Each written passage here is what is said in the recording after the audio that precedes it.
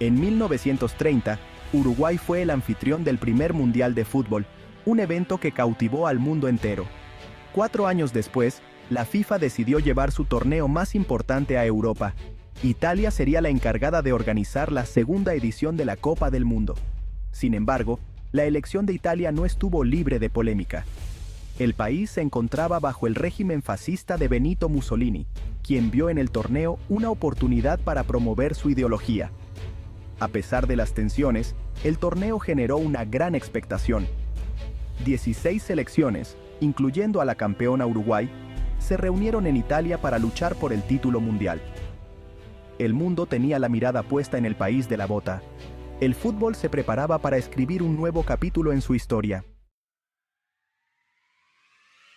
La llegada del Mundial a Europa marcó un antes y un después en la historia del fútbol. Por primera vez, el torneo se celebraba en el continente donde este deporte nació y se desarrolló con mayor fuerza. La expectación era enorme. El fútbol ya era un fenómeno masivo en Europa, y la posibilidad de ver a las mejores selecciones del mundo competir en suelo europeo desató una verdadera locura por el fútbol. Las gradas de los estadios se llenaron de aficionados ansiosos por presenciar los partidos. Europa, la cuna del fútbol moderno, abría sus puertas al mundo para celebrar la fiesta del deporte rey. Italia no era cualquier selección en el panorama futbolístico de la época. Bajo la dirección técnica de Vittorio Pozzo, los azzurri habían desarrollado un estilo de juego propio, conocido como método. El equipo italiano contaba con jugadores de gran talento, como el portero Giampiero Combi y el delantero Giuseppe Meazza. Desde el primer partido, Italia demostró su poderío. Los azzurri vencieron con autoridad a Estados Unidos y a España, asegurando su pase a los cuartos de final. En la siguiente ronda, Italia se enfrentó a Austria, uno de los equipos más fuertes del torneo. El partido fue muy reñido, pero un gol de Meazza en el tiempo extra le dio la victoria a los italianos. Italia había llegado a la final del Mundial, donde le esperaba la selección de Checoslovaquia.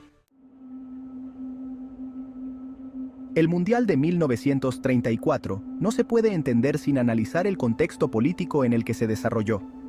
Este torneo no fue solo un evento deportivo, sino también una herramienta política. Italia se encontraba bajo el régimen fascista de Benito Mussolini, quien vio en el torneo una oportunidad para fortalecer su poder y proyectar una imagen de fuerza y unidad al mundo. Mussolini se involucró directamente en la organización del Mundial, destinando grandes recursos para garantizar el éxito del evento. No escatimó en gastos, asegurándose de que todo estuviera a la altura de sus expectativas. El objetivo era claro: mostrar al mundo la grandeza de la Italia fascista. Cada detalle del torneo estaba diseñado para resaltar la ideología del régimen. El régimen utilizó el torneo como una plataforma de propaganda, controlando la información que se difundía a través de la prensa y la radio. Los medios de comunicación fueron manipulados para transmitir un mensaje de poder y éxito. Los estadios se llenaron de símbolos fascistas y los partidos se convirtieron en actos políticos. Cada gol, cada victoria, era una victoria para el régimen. La selección italiana, convertida en un símbolo del régimen, se vio sometida a una enorme presión por ganar el torneo. Los jugadores no solo representaban a su país, sino también a la ideología fascista que los respaldaba. Ganar no era solo una cuestión de deporte, sino de orgullo nacional y político. Propaganda y deporte. El fútbol como herramienta de poder. El régimen fascista italiano, consciente del poder de atracción del fútbol, no dudó en utilizarlo como herramienta de propaganda. Mussolini, el líder del régimen, entendió que el fútbol podía unir a las masas y proyectar una imagen de fuerza y unidad. El Mundial de 1934 se convirtió en una plataforma para difundir la ideología fascista tanto dentro como fuera de Italia. Se construyeron nuevos estadios, se mejoraron las infraestructuras y se invirtió en la modernización del país. Y se promovió la imagen de una Italia moderna y poderosa. La arquitectura de los nuevos estadios reflejaba la grandeza que el régimen quería proyectar. La selección italiana, rebautizada como los Azzurri, se convirtió en un símbolo del régimen. Los jugadores eran vistos como héroes nacionales y ejemplos de la juventud fascista. Sus victorias eran celebradas como triunfos del fascismo, y cada gol era presentado como una victoria del régimen. Y los jugadores eran utilizados como iconos de la propaganda. Participaban en eventos oficiales y eran homenajeados públicamente.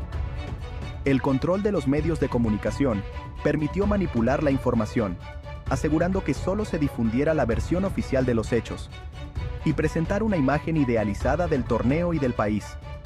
Las transmisiones de radio y las publicaciones en los periódicos estaban cuidadosamente orquestadas para resaltar los logros del régimen. El Mundial de 1934 demostró cómo el deporte, y en particular el fútbol, podía ser utilizado como una poderosa herramienta de propaganda política. Este evento no solo fue un torneo deportivo, sino una demostración de poder y control. El triunfo azzurro. Italia se corona en casa. La final del Mundial de 1934 enfrentó a Italia y Checoslovaquia en el Estadio Nacional de Roma, un escenario imponente que vibraba con la pasión del fútbol.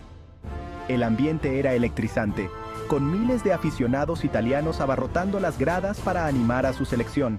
Las banderas ondeaban y los cánticos resonaban en todo el estadio.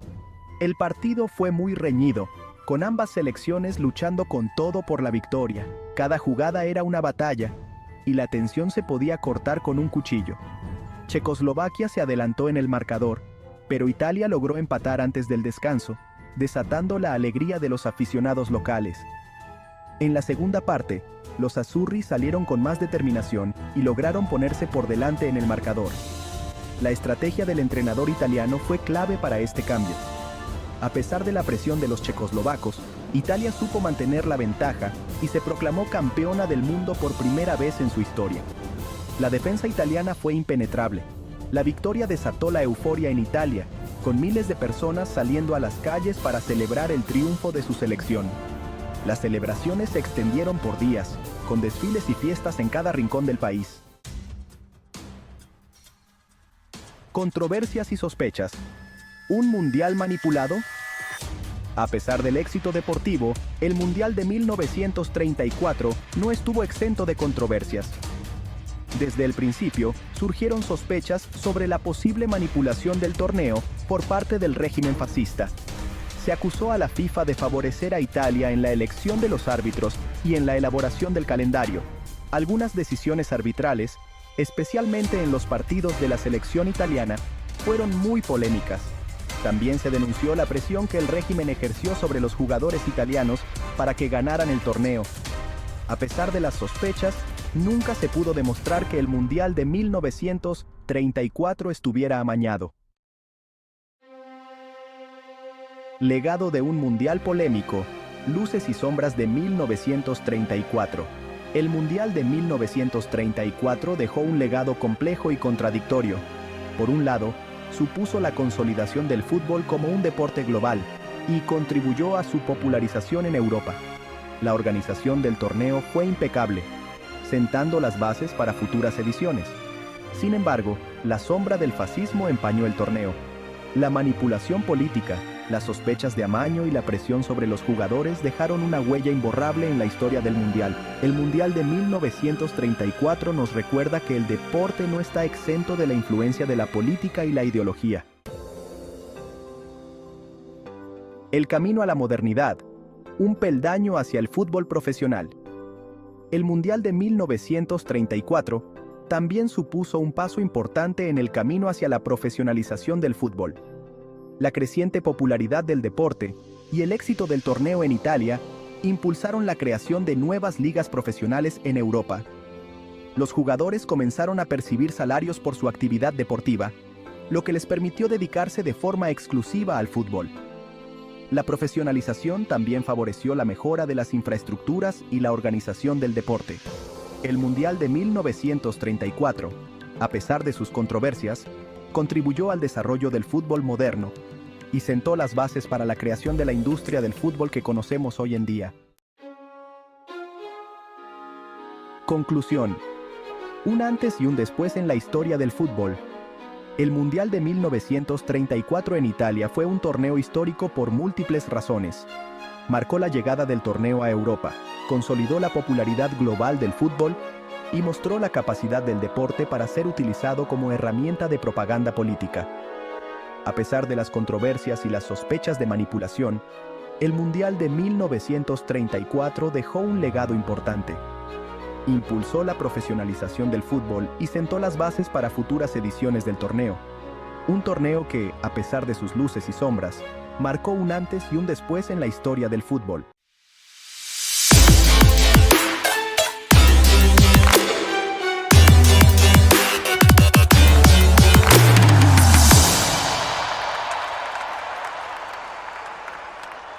Viste la grandeza de Pelé.